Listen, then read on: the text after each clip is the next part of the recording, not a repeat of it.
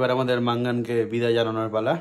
এখন আমরা এখান থেকে লাগেজ প্যাক করব, গাড়িতে লোড করব, দিয়ে বেরিয়ে যাব লাচেনের উদ্দেশ্যে। আমাদের ব্রেকফাস্ট সকালবেলা খাওয়া দাওয়া হয়ে গেল। যেহেতু আমার ফোনে চার্জ ছিল না, সেক্ষেত্রে দেখাতে পারিনি। ঠিক আছে, চলো একদম দেখা হচ্ছে বাইক সেটআপে গিয়ে। এখন গাড়িতে প্রতিদিনের মতো লাগেজ প্যাকিং করা হচ্ছে। লাগেজ প্যাক হয়ে গেলেই আমরা মাঙ্গানকে বিদায় জানাবো। Thank you, thank you.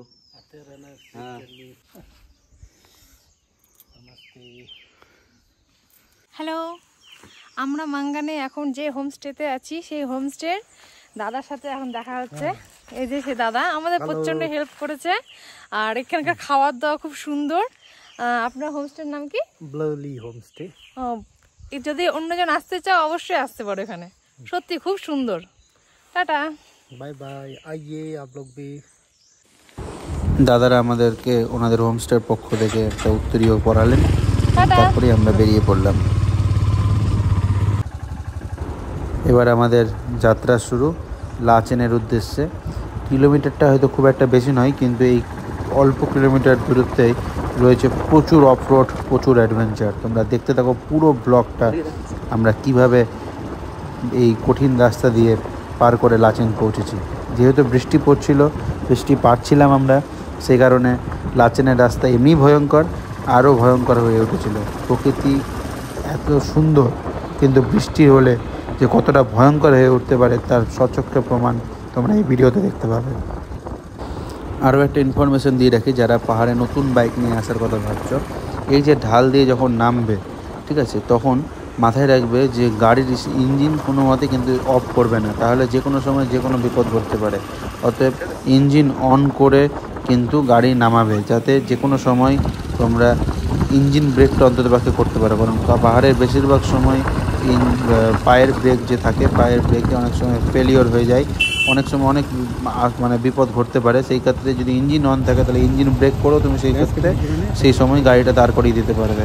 এটা অবশ্যই কিন্তু মনে রেখো, যারা নতুন করে পাহাড়ে আসছো, বাইক নিয়ে আসছো, বা আরও আসার ইচ্ছা রয়েছে, তাদের কাছে এটা একটা ইনফরমেশান আমি দিয়ে রাখলাম। লাচেন যাওয়ার পথে এই প্রথম আমাদের চেকপোস্ট, যেখানে আমাদের পারমিটগুলো চেক করাতে হবে। কিন্তু বিপত্তি হলো যে এই চেকপোস্টে চেকিং করাতে এসে পারমিটগুলো আমরা প্রচুর বৃষ্টির সম্মুখীন হয়েছি। আমরা প্রায় এখানে 1 ঘন্টার ওপরে দাঁড়িয়েছিলাম। তারপরে আমরা দেখলাম যে কোনো উপায় নেই, না পারতে রেনকোট পরে ওই নদী বেরিয়ে গেলাম আমরা লাচেনের উদ্দেশ্যে। রাস্তায় যাওয়ার পথে প্রচুর বৃষ্টি পেয়েছি। তোমরা ভিডিওটা দেখে তা বুঝতেই পারছো, নতুন করে বলার কিছু নেই। কিন্তু রাইডটা তার মধ্যে আমরা খুব মজা করেছি। এবং সামনে আমাদের ওই পিয়ালিদি রাজীব যাদের কথা আমরা বলছিলাম, আমরা বারাসাত থেকে এসেছে, ওদের সঙ্গে পরিচয় হয়েছিল, তারাও আমাদের সামনেই রয়েছে। চলো দেখতে থাকো রাইডটা। তেলের যে ট্যাঙ্কটা সেটা খুলে গেছিলো, ওই জন্য আটকানোর জন্য আমরা দাঁড়ালাম। পুরো পা সব ভিজে গেছে।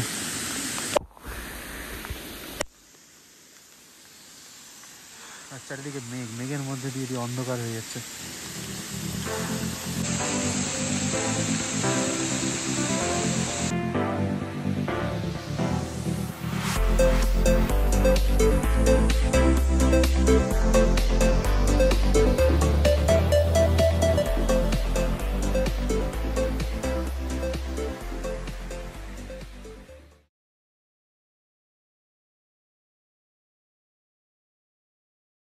আমরা এখন আছি টুং ভিলেজে, যেখানে চেকপোস্ট অলরেডি 4350 ফিট।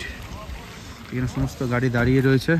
আমরা কফি টফি এখানে যারা কফি খেলো, আমি তো কফি বা চা খাই না, নূপুর যেমন চা খেলো, আর আমাদের সঙ্গে যদি দেখা হয়েছে ওরাও চাটা খেলো। আমরা এখন বেরিয়ে যাব, দেখা যাক। বৃষ্টি এক ফোঁটাও কমেনি, একটু আপ ডাউন হচ্ছে মাঝে সাঝে, কিন্তু বৃষ্টি পড়ছেই। এখান থেকে দুটো রাস্তা ভাগ হয়ে যাচ্ছে, এটা চলে যাচ্ছে লাচেন, এটা লাচুং। তো আমরা আজকে লাচেনের দিকে যাবো, এই রাস্তা দিয়ে উঠে যাবো উপরের দিকে। আর মারে এইবার দেখতে থাকো লাচেনের রাস্তা, ভয়ঙ্কর থেকে ভয়ঙ্করতর। দেখতে থাকো খালি আমরা কিভাবে পৌঁছেছি। কত পাতলা রাস্তা, তার মধ্যে অফরোড, পাথর বিছানো, তার মধ্যে কাদা আর বৃষ্টির জল। মানে কিভাবে যে আমরা পৌঁছেছি সে তো একমাত্র ঠাকুরেরই আশীর্বাদ। সাইডে পাহাড় ক্লিফ হ্যাঙ্গারের মতো ঝুলছে, এবং হাতের বাম দিকে রয়েছে 4,500 থেকে 5,000 ফিট খাড়া খাদ। একবার যদি কোনো কারণবশত কিছু অ্যাক্সিডেন্ট ঘটে যায় তাহলে আর আমাদেরকে খুঁজেও পর্যন্ত পাওয়া যাবে না। তোমরা দেখতে থাকো এবং উপভোগ করো এই অফ রোডিং।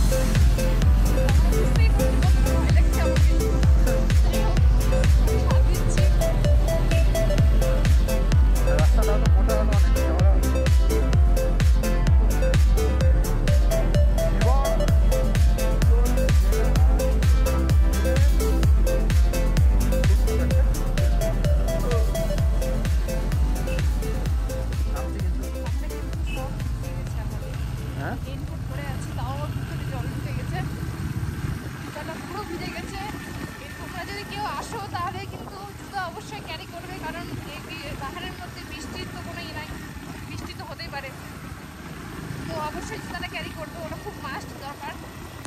তো যাই হোক,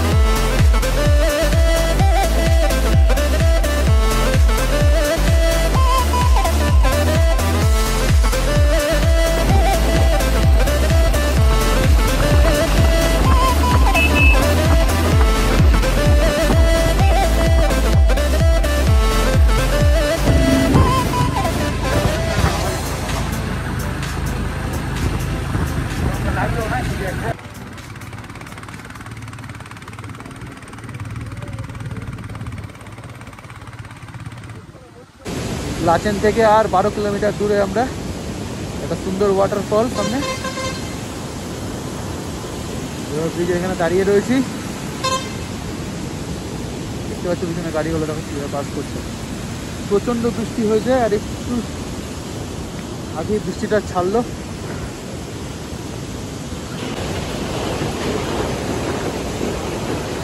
বাইক নিয়ে এতটা ড্রাইভ করে এতটা অফ রোড থেকে লাচেনের এতটা অফ রোডকে ক্রস করে আমরা যেখানে এসে পৌঁছাতে পেরেছি, এর থেকে বড় কিছু আর নেই। এটাই হয়তো সাকসেস, এটাই হয়তো লাইফ।